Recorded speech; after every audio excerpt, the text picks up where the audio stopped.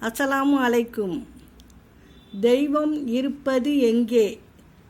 பசித்த வயிற்றில் உணவு தெய்வம், பாலைவனத்தில் தண்ணீர் தெய்வம், கொட்டும் மலையில் கூரை தெய்வம், கோடை வெயிலில் நிழலே தெய்வம், உடைத்த கல்லில் ஒன்றே தெய்வம், ஒன்றே கோவில் ஒன்றே வாசல், இறைவன் படைப்பில் எல்லாம் ஒன்றே, இடத்தைப் பொறுத்தே எதுவும் மாறும்.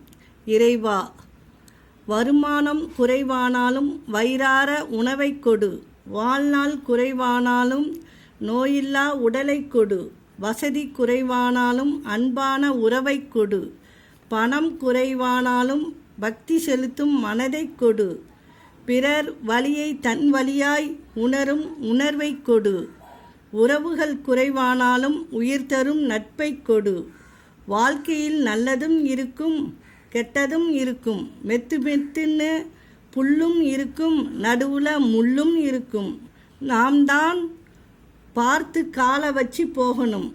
இலக்கு எது என்று புரிந்துவிட்டால் பயணத்தில் பயமே இல்லை.